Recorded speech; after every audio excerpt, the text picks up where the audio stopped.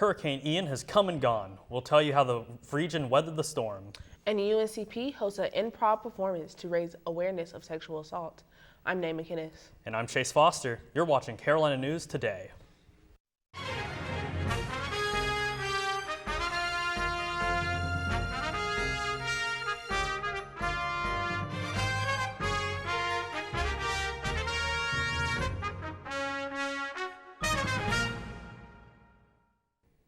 In Florida, Hurricane Ian is being described as one of the largest natural disasters in the state's history.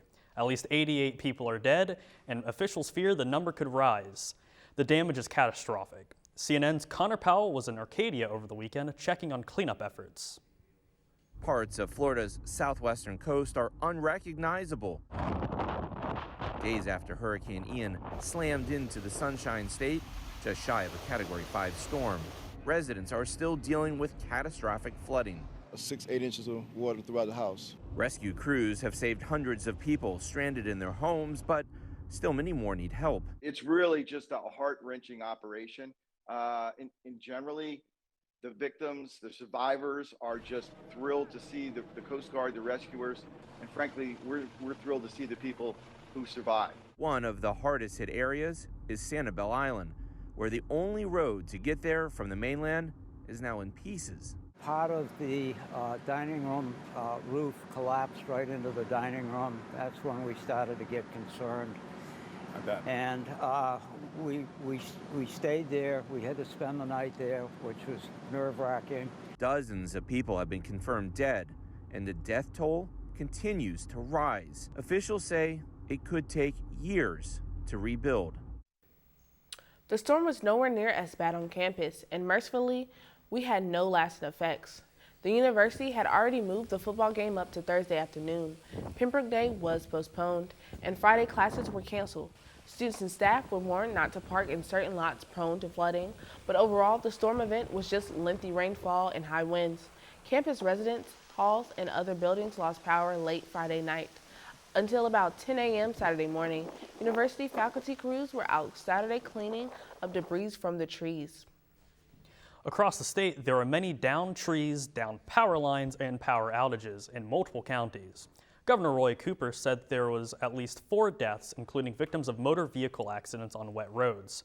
A man in Johnston County died of carbon monoxide poisoning from a generator left running in his garage. The hurricane made landfall in South Carolina Friday, weaker than how it hit Florida, but still bringing winds up to 85 miles per hour. The Cherry Grove Fishing Pier in North Myrtle Beach broke in 2, but the family that owns it vows to rebuild before next summer. Governor McMaster said no deaths from Ian were reported and damage assessment will be ongoing. The storm surge in Georgetown County was as high as 7 feet. We hear a lot about storm surge because it's not just the wind and the rain that can make hurricanes so devastating. UNCP's Dr. Martin Farley teaches oceanography and tells us what's meant by storm surge and how it differs from the kind of flooding we experience in our own region. A hurricane is spinning, and the winds of the hurricane pile up water, particularly in the right front or northeast quadrant. And when that happens, it raises the surface of the ocean as the storm comes ashore. And so the storm surge raises the surface of the ocean, and then the waves are on top of that. And so coastal areas that are ordinarily not in the ocean are in the ocean when the storm comes ashore, and the waves are on top of that, and that really causes incredible destruction. And historically, that's also what's killed the most people. Our flooding is caused by our ground around here is really quite flat. We have the Carolina bays, which are little depressions, so that when it rains, those depressions will fill up with water. And then because it's flat, the rivers are prone to flooding if they get a lot of water in them. So if there's a lot of inland rainfall, which can certainly be associated with hurricanes, then we can have very serious effects. In the face of this kind of flooding, North Carolina officials are looking at new technology to help them monitor local rivers and coastal levels. Brian Schrader of WRAL reports. As destructive hurricanes and tropical storms come and go, transportation leaders look for lessons learned. During Florence and Matthew, we really realized the need for better awareness of where our roads are flooding and when. State DOT engineer Matt Laufer says a new flood inundation map alert network now covers 3,000 miles of roads. More than 400 gauges track water levels under bridges, culverts, and pipes. And so when the levels hit a certain hazard level, then we get an alert on that. The National Hurricane Center and National Weather Service provide constant data support. That information also is available online for the public. It's real-time information on the roadway network as the river stages increase or the coastal surge comes in. On the site drivenc.gov, maps show which roads are closed and which roads are open. And Laufer warns wherever water covers a road, don't take any chances. Turn around, don't drown, making sure you don't drive into water, because even if you think the road's there, it may not be there. If you can't see the road, don't even try it, because the road could be gone, the pipe could be gone, and then you could be swept downstream. He points to the state's climate science report to show that tropical systems are bringing heavier rain. These trends will continue, more intense hurricanes, more intense localized storm events, and, sea level rises will continue as well. I'm Brian Schrader, WRAL News. Last week, North Carolina health officials announced the first death this year associated with the West Nile virus out of 9 identified cases of the mosquito-borne illness. Most people who become infected with the West Nile have no symptoms and go undetected, or they get a mild flu-like illness. With the increase of heavy rainfall and flooding from the hurricane, people are being urged to clear any standing water as soon as they can. The state has also contracted with the pest control company that cities and counties can call on to assist with trapping and spraying for mosquitoes. Since Governor Cooper declared a state of emergency in the face of Hurricane Ian, North Carolina's price gouging law has gone into effect. Businesses and industries heavily impacted by the storm might need to raise prices, but they're required to disclose those increases. They're also not allowed to raise prices to an unreasonable degree in an attempt to profit from the state of emergency. Consumers can report suspected price gouging by calling 1-877-5-NO-SCAM. Since 2018, State Attorney General Josh Stein has won settlements against 25 price gouging defendants. On campus, the Office of Housing and Residency Life has hosted a special performance last week by a visiting group that raises awareness of sexual assault. Now, we can't show you the actual performance because of copyright reasons. The skits and improv with the audience are aimed at situational awareness and prevention. The Title IX Office and Counseling used the opportunity to explain what services they offer. Incentives for attendance, such as door prizes, help bring students out for an educational evening. Fayetteville once again played host to the International Folk Festival. The Parade and Culture Showcase was canceled 2 years in a row because of the pandemic. Now its 44th year, the parade featured about 30 cultural groups and represented dozens of countries. Ethnic foods and crafts in the downtown area included about 40 vendors in the cultural arts market. There was also a whole slate of performances throughout the day to entertain children and adults alike. The U.S. Department of Agriculture has announced a $24.6 million grant to provide high-speed internet access for rural residents and businesses in North Carolina. The money goes to a group called Focus Broadband, who will deploy a fiber optic network in Robeson and Scotland counties. They'll connect more than 300 businesses and farms and 18 public schools. Nearly 13,000 residents will be served, including many in the Lumbee Tribal Statistical Area. Focus Broadband will offer 4 high-speed internet packages. The project is part of the third round funding in President Biden's Reconnect program. The Biden administration is already rolling back part of its student loan forgiveness plan. And hundreds of thousands of those borrowers may no longer make the cut. We'll tell you about it. Plus, can your dog smell when you're stressed? Find out what scientists are saying. Stay tuned. It will soon be time for our annual homecoming celebration with the entire Brave Nation community, alumni, students, staff, faculty, donors, parents, friends, and family. Revisit your favorite places on campus, cheer on your Braves football team, and celebrate while UNCP will always be home, no matter where you go. Join us October 24th through 29th for Brave Nation's biggest celebration.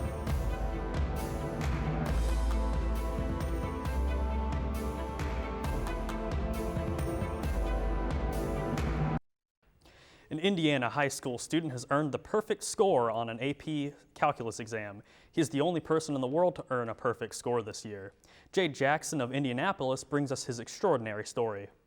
It was pretty cool. I thought it was very surprising too that because I never thought about actually getting a perfect score on the exam. 16-year-old Felix Zhang is very chill about his most recent accomplishment. The school was notified by collegeboard.org, who tallies up the scores for the students. Well, I had to read it several times. I received the email actually last Friday night at our football game, and it was about 9:30, I think. And when I read the email, I was like, is this accurate? But I was super excited to hear how successful he was. While the test has a multiple choice section, Zhang's mathematics teacher, Denise White, says the free response portion, solving a problem and then explaining how you solve it, is how Zhang was able to score 108 out of 108. I was not surprised that Felix accomplished this. The surprising part was that he was the only one in the world. His reaction was so humbling. He just took it in stride.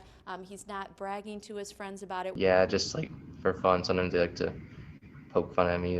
If I don't know, mess something up, they'll say well, you did this. How are you messing this up?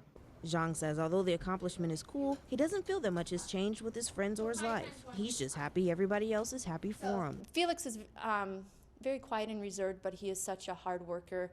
I always knew he had some natural ability with math, but just seeing him work through the calculus, I'm super proud of the work that he did. And he's not thinking about college just yet, where he wants to go or what he wants to study. Engineering? I don't think I'm that interested in robotics or engineering, but something to do with math, perhaps, something like that. President Joe Biden's administration is scaling back eligibility for their student loan forgiveness plan. Around 770,000 borrowers will be affected by the change. The debate over the program remains fierce as Republicans ramp up legal efforts to stop it from taking effect at all. CNN's Emily Schmidt explains who no longer qualifies. It did not resonate, how much the payments would be once I graduated. Brittany Williams is a doctoral student with $80,000 in debt. She's one of thousands waiting for President Joe Biden's administration to roll out the first wave of student loan forgiveness next month. There's more work to be done. But instead of doing more, the administration is actually scaling back eligibility. Borrowers whose federal student loans are guaranteed by the government but held by private lenders will no longer qualify. Good morning. The scale back announced the same day 6 Republican-led states sued President Joe Biden in an effort to block the ban. In reality, the president's actions violate the law and are beyond his authority. The White House continues to argue that its student loan forgiveness plan is legal prior to the changes. The Congressional Budget Office released a very rough estimate stating Biden's plan could cost the government $400 billion. Our nation's finances are less secure because of the student loan bailout. For Williams, debt forgiveness presents a chance to put money back in the economy. We're postponing marriages. We're postponing, having children. We're postponing owning our own homes because the weight of the student loan debt is just so much. I'm Emily Schmidt reporting. You've probably noticed the higher prices at the grocery store, and it looks like they won't be coming down anytime soon. New government data shows grocery prices climbed 13.5% in August from the year before. That's the highest annual increase since March of 1979. Food producers say the surge is a result of paying higher prices for labor and packaging. They also point to extreme weather, disease, and supply issues. Market experts say food inflation is expected to level off somewhat in the next year, but that doesn't mean prices will drop. Typically, once prices hit a certain level, they continue to stay there or go up. In North Carolina, Mecklenburg County is making a big change for small mistakes. Sheriff deputies will no longer pull drivers over for minor traffic violations. Reporter Glenn Counts explains what's behind the change.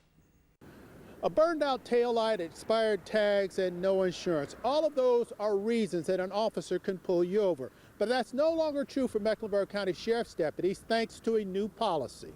The thought of flashing blue lights behind you is enough to make a lot of drivers nervous. Like me, I've been in a situation where I've been harassed like that by the police. I done got pulled over by the police for dumb things. Now Mecklenburg County deputies won't be making those kinds of traffic stops, not for expired tags or burned out taillights. Now they can only make stops for serious moving violations that threatens others, like speeding. We applaud Sheriff McFadden for what he's doing. Robert Dawkins is with Action NC. His group has been working on police reform. He says part of the issue is that some police officers use minor violations to profile communities of color, and it often hurts those who can least afford it. A person that didn't have the money this month to go and get their tags now has a harder barrier to go and get their tags because they had to either get arrested, pay the fine, pay the court cost, and then eventually get it done. I actually think it's a pretty good idea. Seeing that coming from a neighborhood where I come from, they use that as a tool to just pull random people over just to use it to search a car. Of course, if Mecklenburg County deputy does stop someone for a more serious infraction, such as speeding, and notices a tail light is out, they can still cite the driver for the tail light. Kim Kardashian has agreed to pay a $1.26 million fine to the Securities and Exchange Commission. The payment settles a civil charge after the reality TV star promoted a crypto asset on Instagram. She also agreed to cooperate with the SEC's ongoing investigation and not promote any crypto securities for 3 years. The SEC charged Kardashian with failure to disclose that she was paid $250,000 to publish her post, which is against federal securities law. She agreed to the order without admitting or denying the charges. A new study says dogs seem to have the ability to know when people are stressed. According to a study published Wednesday, dogs appear to be able to smell it. Previous studies have confirmed dogs can tell when a person is scared or happy, so for this round of research, those competing scents were eliminated. The findings are based on the 36 people whose breath and sweat samples were collected during and after performing a task. The dogs got the right emotion nearly 94% of the time. These four-legged friends have 220 million olfactory receptors, which is more than 4 times the amount humans have. Braves soccer keeps their streak alive. And Braves football returns to their home field in dominant fashion. Speaking of Braves football, we'll tell you about alumni going pro. Those stories and more from CNT's Donovan Fant next.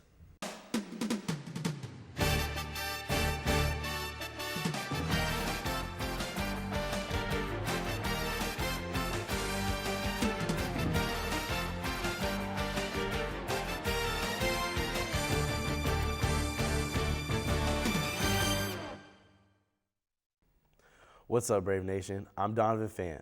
Let's get right to it. Last week, Brave Soccer took a trip to Franklin Springs, Georgia, Thursday to take on Emmanuel College in conference play.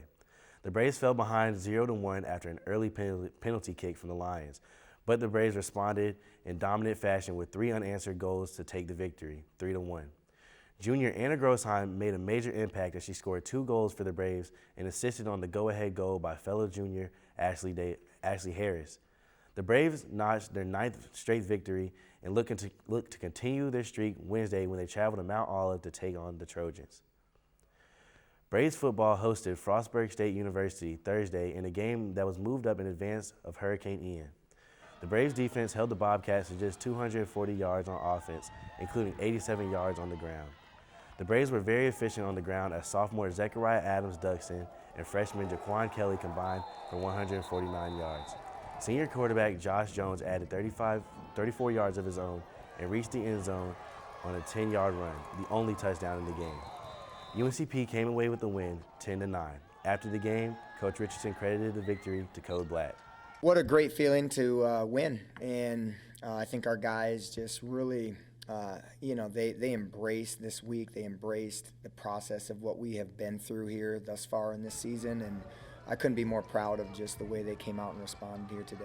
I think as the game went on, I felt extremely confident that our defense they were going to win the game for us. And not that the offense and the special forces didn't have a hand in everything, but I felt so comfortable with having the defense on the field that they were going to respond, they were going to stop Frostburg State, and they did, and that's what it came down to. And I mean, I was confident at the end, It obviously got a little bit closer than what we all would like. As a fan, it's fun. As a coach, it's not, but it is a fun game when it's over, if you're on the winning side. And so Our defense played outstanding today. I couldn't be more proud of just their code blackness, which means we play hard, we play fast, we play together, and they did that today. Former Braves football player and MASCOM major Devin Jones has been signed to a team in the Canadian Football League. Jones was an accomplished punt returner and defensive back at Pembroke. Earlier this year, he signed with the Carolina Panthers, attending their rookie camp, but was released 1 week later. He has since been picked up by the Saskatchewan Roughriders. Braves fans probably already know that alumnus Dominique Davis has since signed with the Cincinnati Bengals this year. Up in Iowa, a high school girl is gaining nationwide recognition by breaking barriers and scoring touchdowns on the varsity football team. Lauren Johnson of KCCI has the story. It may be hard to pick out Ernestine Kennedy when she has her helmet on, but that's the way she likes it. She's the only female on the Hoover High School football team, and she says her teammates treat her like one of the guys. But when I'm on the field, they don't care. Like, once they see me start, they're like, oh, she's one of the boys now. She plays 3 positions, corner, safety, and wide receiver. And she says getting tackled doesn't faze her. Getting tackled is like, yeah, you fall down and you got to get back up again. Not only does Ernestine play football, she also does basketball and track as well. Her dedication to sports is one reason her coach says she's an excellent role model to others on her team. She definitely has a good head on her shoulders. She has a good family that really supports her. She's just starting off her high school career on a super positive note. Evan says Kennedy was a standout as soon as she started, and her athleticism has been an asset to the team. She really just fits in, and what I mean by that is she doesn't stand out as a female. She stands out as a football player, and that she's just as tough as these guys. She tackles just like these guys. She blocks just like these guys. Kennedy shares she isn't the first female football player at Hoover, but she still wants others to join her. Being the only girl on the team now, it's kind of lonely. So I need some girl football players. Lauren Johnson reporting for KCCI 8 News, Iowa's news leader. Braves volleyball was in action Sunday in Spartanburg, South Carolina to take on Converse University. The Braves were at full force, having 4 players with double-digit kills and 4 players with double-digit digs. They took home the victory 3-1. The Braves have also had a .226 hitting percentage and added 7 service aces. The match marked the 6th straight victory for the Braves and the 3rd straight victory on the road. They look to extend both those streaks tonight when they travel to the University of Chowan University in Murfreesboro. The golf team found itself tied for 5th place yesterday at the Rindleman Invitational in Salisbury. Freshman Vilma Evald hit a 77 in the first round and sits at a 5-way tie for 7th place. The Braves will finish up the tournament today against 10 other schools. Good luck, ladies. The Braves swimming team was originally scheduled to compete in the King Invitational over the weekend but did not make the trip because of the hurricane. They'll be back in action on October 15th in a dual meet against Lees McRae and University of Cumberland's. That's it for me, Brave Nation. I'll see you next week. Nay and Chase, back to you. Thanks, Donovan. And that's it for us. I'm Chase Foster. And I'm Nay McKinnis. Look for us next week, and don't forget to subscribe.